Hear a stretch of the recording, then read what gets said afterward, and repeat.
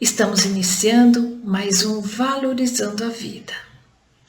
Este mês do Setembro Amarelo, campanha de prevenção ao suicídio e valorização da vida.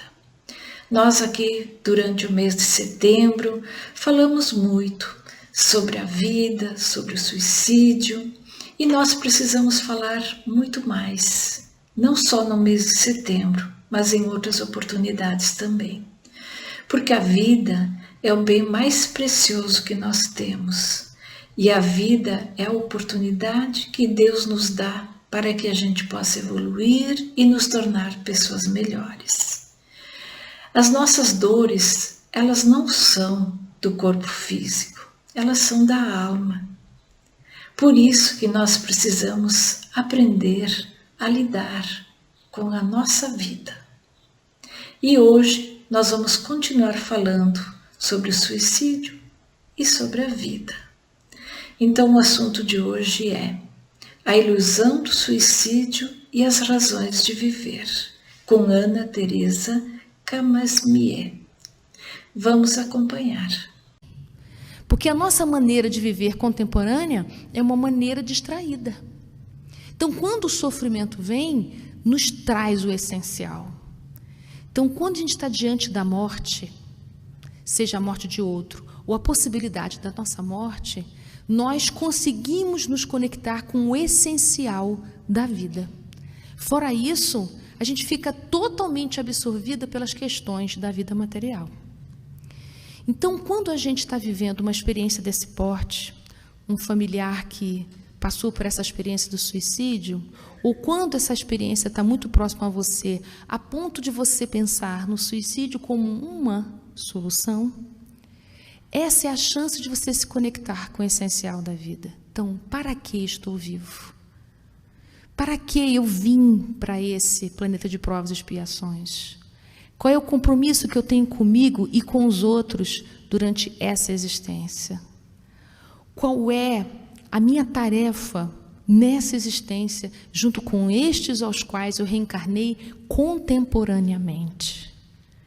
Cada um de nós traz uma medicina para o mundo. Qual é a minha medicina? Qual é a sua medicina? Então, a reencarnação, na verdade, é uma grande jornada de cura. E essa jornada de cura precisa de conexão com a nossa essência, que na verdade é conexão com o Criador, é conexão com Deus, para a gente poder se lembrar qual é o projeto.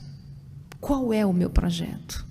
Nenhum de nós está aqui encarnado à deriva, por acaso, sem querer, caiu de paraquedas. Todos nós temos um propósito. E esse propósito precisa ser relembrado e atualizado ao longo do tempo, ao longo de toda a nossa trajetória reencarnatória. Então, no livro Ilumina-te, no capítulo 22, a Joana vai desenvolver uma ideia muito interessante a respeito disso. Por que a gente esquece? Porque é certo, quando a gente entra nesse corpo, as nossas combinações, elas ficam esquecidas, mas não completamente, elas ficam amortecidas. Qual é a finalidade desse esquecimento do passado? Para que a gente possa recomeçar de coração aberto. Porque se nós tivéssemos todas as memórias passadas, nós teríamos muita dificuldade de nos entregar, porque o medo iria nos dominar. O medo de falhar, o medo de repetir, né? Então, como é que isso fica com a gente na nossa paisagem emocional e espiritual? Fica em forma de flashes. Então, quando a gente se depara com uma situação que lembra situações anteriores, nós temos uma determinada reação afetiva. Às vezes fechamento, às vezes grande expansão. Então, quando a gente se lembra do nosso propósito, a gente tem uma sensação de saciedade espiritual. São aqueles momentos em que você está fazendo algo que você se sente completamente presente naquilo. Quando a gente se sente presente fazendo algo, nesse momento a gente experimenta fluxo com o mundo espiritual. É como se ligasse a tomada. Nesse momento a gente se sente completamente energizado, intuído, inspirado. E nesse momento a gente não quer estar em outro lugar nem fazendo outra coisa. Eu me sinto pleno nisso que eu estou fazendo. Esses momentos a filosofia chamou de momentos sagrados. O que é uma coisa sagrada? Uma coisa sagrada é aquela a qual eu estou de tal modo conectado com ela, comigo, que eu e aquilo que eu estou realizando é uma coisa só. Eu e aquilo que eu realizo e a espiritualidade maior. Então eu estou conectado com o meu propósito. É como se eu tivesse entendido, é isso que eu vim fazer. Não importa o que é, viu, gente? Pode ser uma coisa simples como cuidar de plantas, que não é tão simples. Cuidar de plantas, cuidar de um bebê, cuidar de um lar, escrever, pintar, ler, seja lá o que for. Se aquilo te traz presença, isso é sinal que você está conectado com o seu propósito. Existe uma grande diferença de presença e de você estar anestesiado. Por exemplo, se você estiver jogando videogame completamente anestesiado, isso é diferente, não é conexão. Conexão é quando eu me sinto presente e essa conexão traz conexão comigo, com os outros e com Deus. Isso é diferente de eu estar fazendo alguma coisa completamente absorvido e esquecido do restante. O que eu estou falando é de conexão. Então, o que acontece na nossa sociedade contemporânea? Algo que vem de um tempo para cá, e eu acho que isso tem conexão com esse aumento grande de desvalorização da vida, de dessacralização da vida.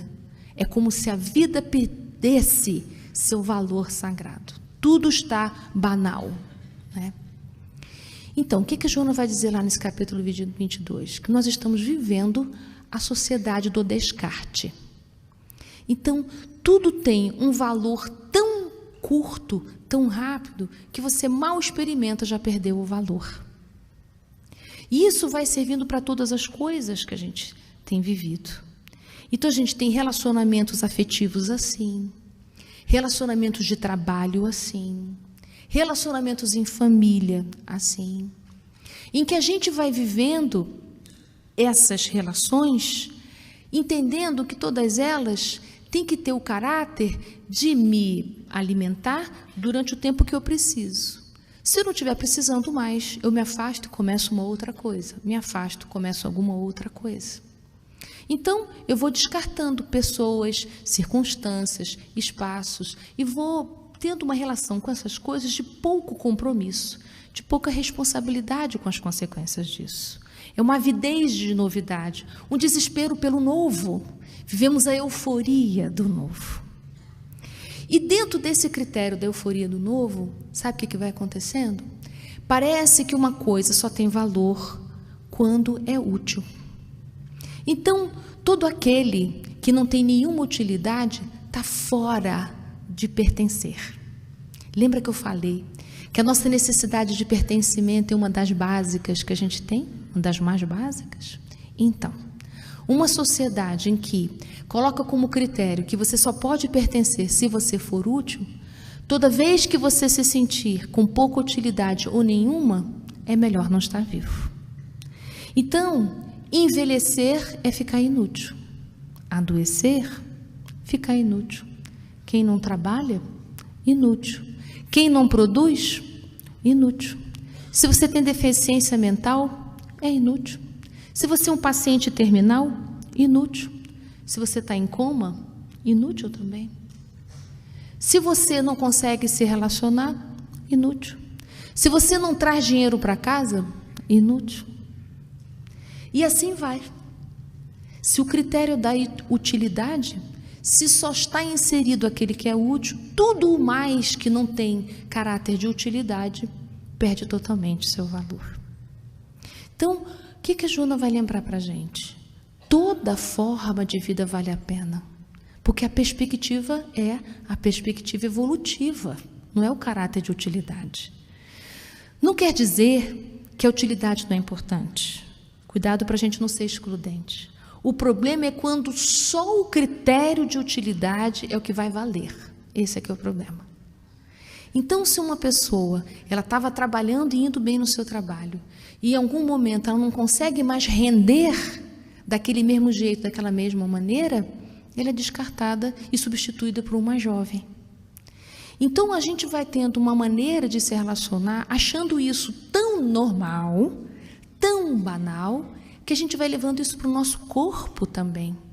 Queremos um corpo útil, um corpo vigoroso, um corpo que tem critério rígido e que não combina com a nossa possibilidade biológica, que é do envelhecimento. É preciso que o corpo envelheça para que a alma possa se dirigir para coisas mais profundas que dizem respeito à vida espiritual, não é? Se nós tivermos aos 60 anos a mesma vitalidade dos 20, nós teríamos aos 60 anos os mesmos interesses dos 20 anos. E é por isso que a gente fica compulsivo, porque nós queremos a eternidade do prazer. A gente quer que tudo permaneça. E queremos que tudo permaneça de uma maneira muito intensa, como se viver só pudesse valer a pena se fosse dessa maneira. Então nós vamos criando adoecimentos, por exemplo, a hiperatividade que virou um adoecimento. Por que a gente fica hiperativo? Porque nós estamos com excesso de estímulos. E temos uma sensação de que é possível a gente atender a todos os estímulos. Aquele que não atende a todos os estímulos, inútil. Tem que saber dominar todas as tecnologias. Tem que poder atender a todos os programas, a todas as festas, a todas as coisas. Tem que consumir vida. E aí a gente vive a sociedade do consumo. Nós viramos consumidores. A gente compra mais coisas do que pode usar. A gente compra tempo e cada vez estamos com menos tempo. Então nós estamos consumindo tudo que a gente pode. A gente consome o nosso corpo. Consumimos relações e passamos a entender que a vida é um grande supermercado, como se a vida estivesse toda nas prateleiras, basta a gente consumir. Então, aquele que não consegue alcançar as coisas da vida, consumir as coisas da vida, ele entende que ele é que é incompetente, ele é que é inútil, porque ele não consegue atender essas expectativas. Consequência número 1. Os nossos jovens estão com medo da vida adulta. Estão retardando o máximo que podem a vida adulta. Porque ser adulto é muito difícil. Porque ser adulto significa ter que corresponder a todas essas demandas com excelência, rapidamente, eficazmente. Tudo que não for rápido, perde a qualidade. Porque nós valorizamos as coisas rápidas. Queremos que a vida aconteça num clique. Então, esse modo de viver que nós estamos compartilhando, ele é completamente contrário à nossa natureza. Porque a nossa alma precisa de tempo para sentir, precisa de tempo para amadurecer, precisa de tempo para transformar. Tudo aquilo que é consumido na rapidez, a gente come de vez, né? Então, a nossa agricultura, ela está assim. Os nossos alimentos estão atendendo a essa demanda do tempo. Nós estamos nos alimentando com alimentos que estão todos produzidos dessa forma. Frangos, não é? Pintinhos que amadurecem para frango num tempo que não é o tempo da natureza. As frutas, os legumes. Nós estamos fazendo tudo tão rápido e não sabemos para onde nós estamos correndo. Para que tanta pressa de viver? Aonde nós queremos chegar com essa pressa? Só que essa pressa de viver engoliu a sacralidade da vida. Porque as coisas sagradas precisam de tempo de manifestação. Vocês já viram quanto tempo dura um pôr do sol? Quanto tempo dura o nascer do sol? Para a gente se conectar com a grandeza da natureza, eu preciso de tempo. Eu preciso me demorar diante daquilo. Se você tem uma tristeza, um luto, as pessoas têm pressa que você saia do luto. Não dá tempo de a gente sentir nem a tristeza. Como é que a gente vai passar pelas 5 fases da Kubler-Ross num tempo acelerado, né? Então nós precisamos de tempo para as emoções. Então a gente corre com a ilusão de que correndo a gente vai ter mais tempo e cada vez mais a gente tem menos tempo. E temos como consequência uma vida que está toda sob controle. Nada pode sair do controle. Então nós não suportamos frustração nenhuma, Porque nós fazemos tanto esforço para a vida dar certo. E aí olha o que vai acontecendo. As crianças na sala de aula, elas pequenininhas, já são vistas como futuro mão de obra. Tem que estudar em escolas trilíngues, porque no futuro eu preciso de uma mão de obra trilíngue. E ela não tem nem tempo de brincar na sua infância. Quando a gente vai trabalhar, procuramos trabalhos que vão dar para nós segurança, quando na verdade o trabalho deveria ser um meio de transformação moral. Quando na verdade o trabalho deveria ser o lugar onde há realização pessoal. E às vezes nós casamos buscando segurança com medo da solidão, quando na verdade o casamento deveria ser um exercício do amor. Então nós estamos invertendo as finalidades. Todas as finalidades estão convergindo para o consumo. Então o que a Joana nos alerta é: precisamos retomar a essência das nossas vidas. Para que trabalhar? Para que casar? Para que ter filhos? Para que estudar? Para que conviver? E se a gente, diante dessas perguntas, tiver respostas materiais, elas não vão saciar a sede das nossas almas, porque todas elas vão atender ao critério da utilidade. Então a gente precisa retomar a essência da encarnação. Qual é a finalidade da encarnação de um espírito, não é? Aqui na Terra. Esse aqui é um dos vários mundos que a gente já percorreu. Estamos nos dirigindo para um mundo de regeneração. O que é que nós viemos fazer aqui? O que nós estamos fazendo juntos? Que mundo estamos criando para nós, para os nossos filhos? Então, a consequência número 1, os jovens estão com medo de ir para a vida adulta, estão com freio de mão, estão querendo viver a eterna juventude debaixo das asas de seus pais. E nós, os pais, estamos perdidos, porque isso é completamente diferente da nossa adolescência, em que a gente tinha loucura de viver a vida adulta, porque a vida adulta representava liberdade. Mas para os nossos jovens, não. A liberdade no quarto já está dando conta.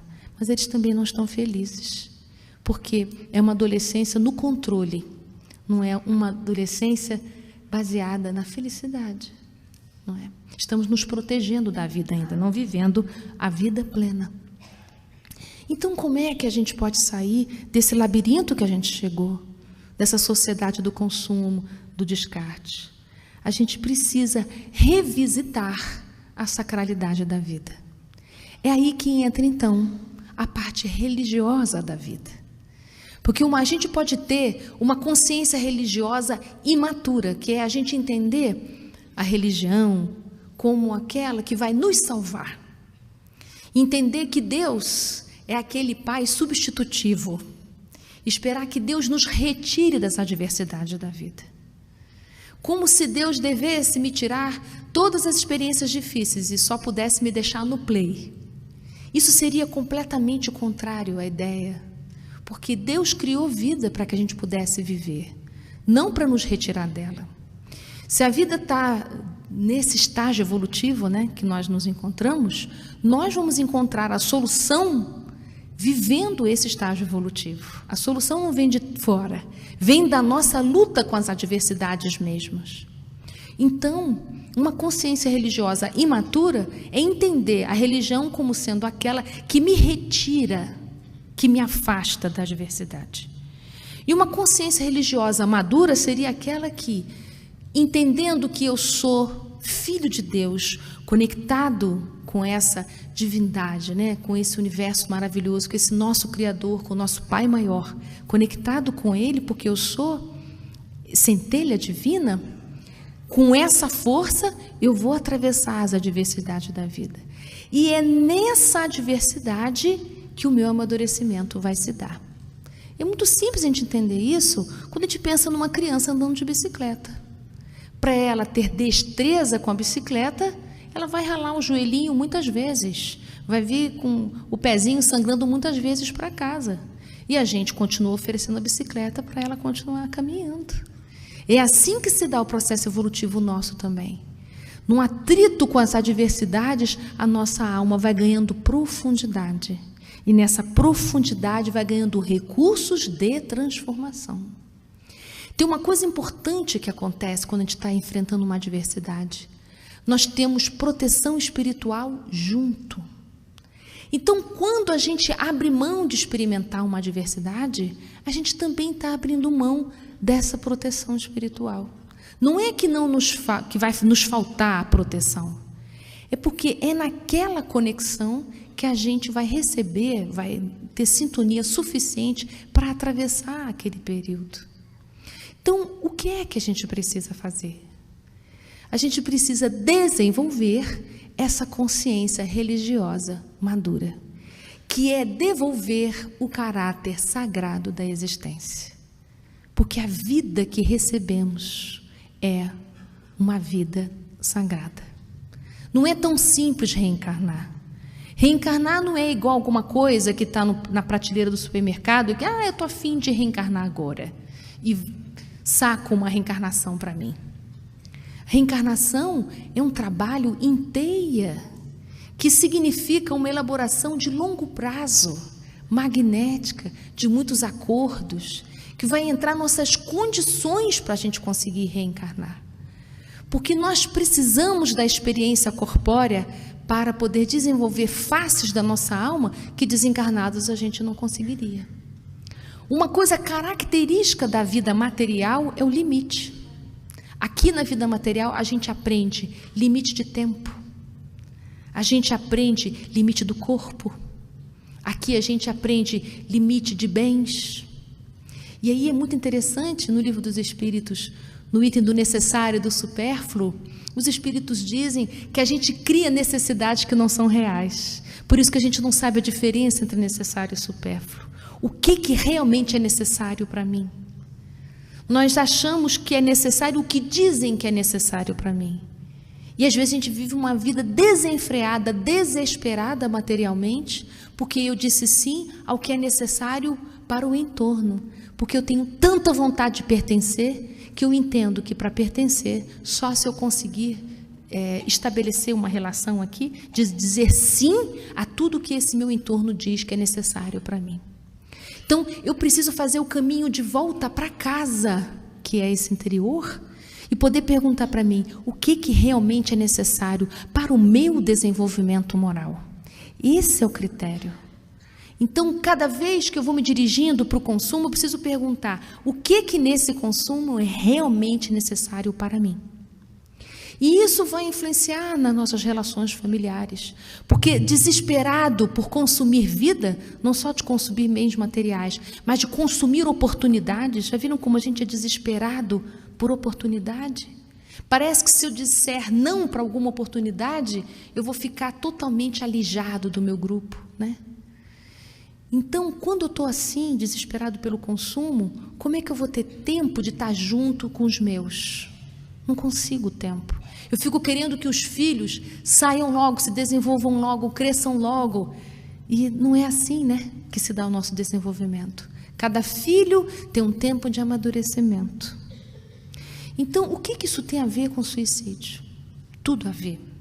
Eu não estou dizendo que é a única causa, mas é uma causa forte. Uma causa forte por quê? Se a gente entende, se a gente quanto jovem entende que para eu poder pertencer à vida adulta, para eu poder dar certo na vida adulta, eu tenho que cumprir determinados parâmetros e eu me sinto aquém desses parâmetros, eu perco a vontade de viver. Então a vida vira fardo, peso. E aí o prazer que eu teria, se eu me dirigisse para o crescimento, eu trago toda essa energia do prazer para as coisas curtas. Então eu quero prazer agora, nesse momento, é o prazer do imediato. Então eu fico apegado e aprisionado no prazer do imediato. Aí, gente, temos poucas soluções. Aí a gente vai buscar anestesias. Então, as anestesias, que são as adições, né? Como álcool, drogas, comida e tudo mais desse porte, vão substituir a nutrição que deveria ser de ordem espiritual. Nutrição espiritual acontece nos relacionamentos. Nutrição espiritual acontece quando eu consigo me conectar com o meu propósito de vida. Nutrição espiritual acontece quando eu estou fazendo o trabalho do bem quando eu olho para a necessidade do outro, e na relação com o outro, eu me encontro comigo mesmo. Isso é nutrição espiritual. Quando eu consigo olhar nos olhos do meu companheiro, da minha companheira de trabalho, para o meu irmão, quando consigo olhar nos olhos do meu pai e da minha mãe, e nesse olhar eu consigo sentir o fluxo do amor de Deus.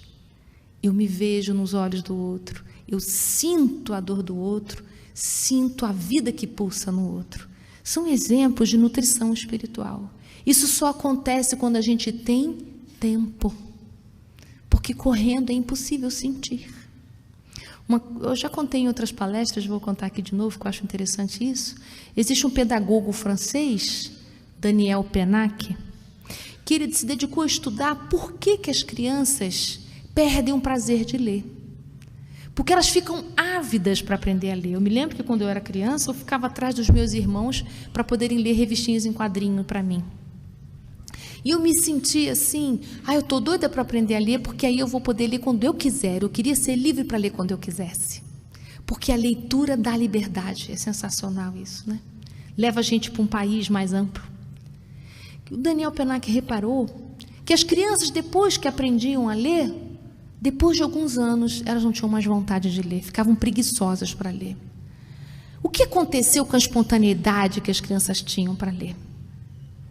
Ele então percebeu uma coisa interessante, que quando a criança está aprendendo a ler, ela pede para o adulto ler, o adulto senta do lado, o adulto coloca a criança no colo, e a criança, junto com o aprendizado cognitivo, ela tem o aprendizado afetivo, ela tem a nutrição espiritual.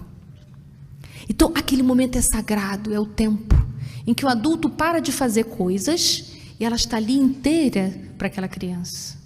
Então, a criança sente o cheiro do adulto, sente o calor do adulto, sente o afeto do adulto. Sente-se filho, sobrinho, não é? Aquele laço do pertencimento fortalece.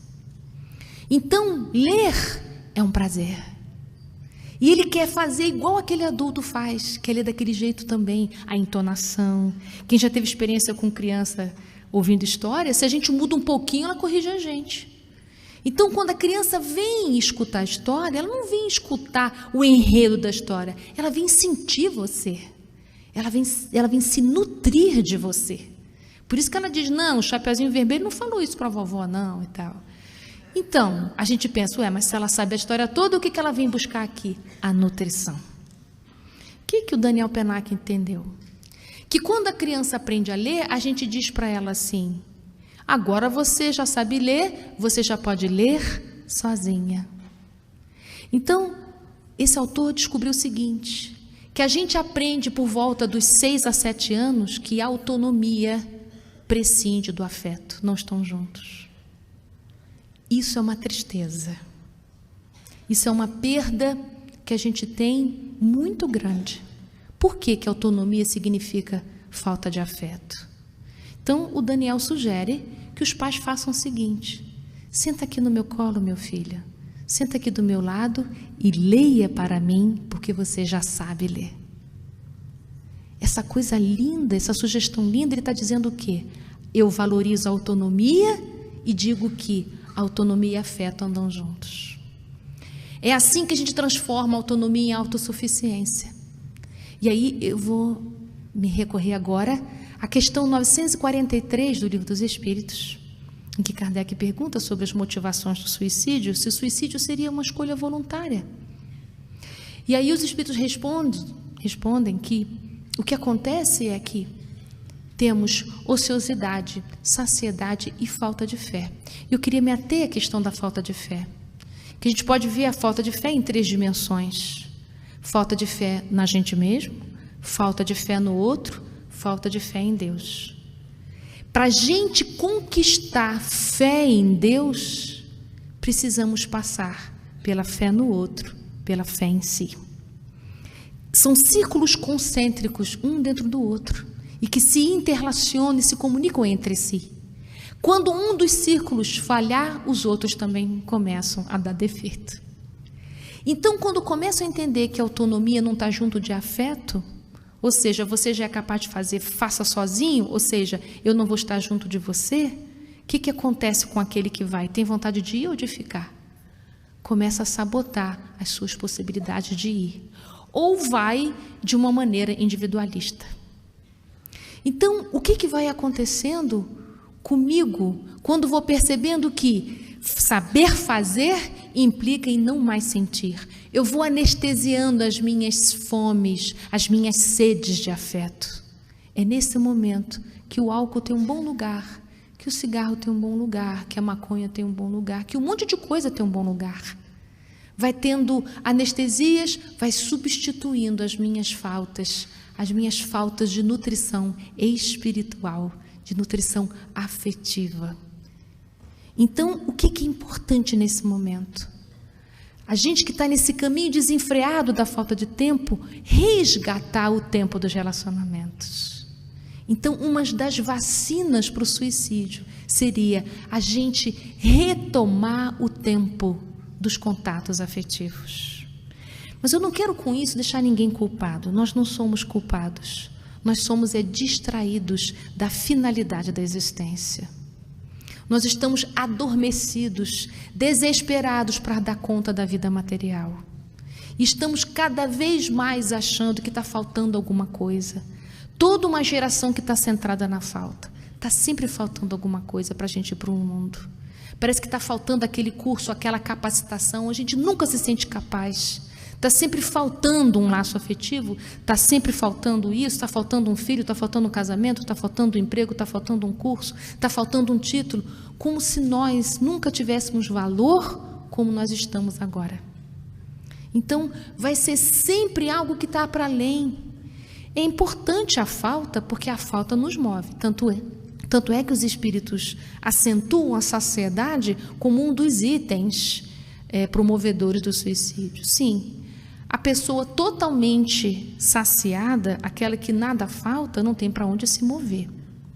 Mas eu estou me referindo àquele que é viciado na falta. Então a gente precisa retirar o olhar dessa falta e entender: como eu sou, está ótimo, mas eu posso ficar melhor ainda se eu me dedicar, se eu me colocar, se eu me lançar. Mas eu preciso me lançar exatamente assim como eu sou, como eu estou. Então, nesse item da fé em si mesmo, quando falta fé em si mesmo, eu então vou para a solidão. Solidão é quando eu não consigo gostar da minha companhia. Quando me falta fé no outro, eu vou para o isolamento. Eu não confio que eu sou suficiente para me relacionar com o outro e não confio que o outro possa ser suficiente para se relacionar comigo. Foi o exemplo que eu dei do aprender a ler, né? E quando falta fé em Deus, eu me sinto completamente órfão. E nessa orfandade, eu começo a achar que eu só posso contar comigo mesmo. É então o crescimento do individualismo. Então, eu tenho que buscar tudo que seja melhor para mim primeiro, e aí recrudesce o egoísmo, não é?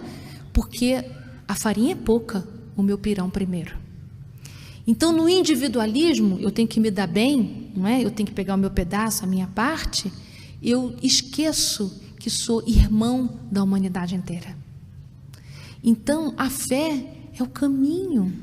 Mas para a gente construir essa fé, tem que entender essas 3 dimensões dela. Fé em mim, fé no outro, fé em Deus. Então, quando os espíritos levantam a falta de fé como uma das motivações do suicídio, eu acredito que esse é o caminho de cura da gente. A gente precisa resgatar a fé na gente, no outro, em Deus, através desse tempo sagrado da convivência. Então, nós precisamos instaurar tempos de convivência, tempos de sentir, reviver, sentir pôr de sol. Poder ter um tempo para poder sentir, inclusive, as suas tristezas, se for necessário. Poder ter tempo de sentir as suas alegrias. Poder ter tempo de estarmos juntos aqui. A vida é sagrada e importante como ela é, nem mais e nem menos.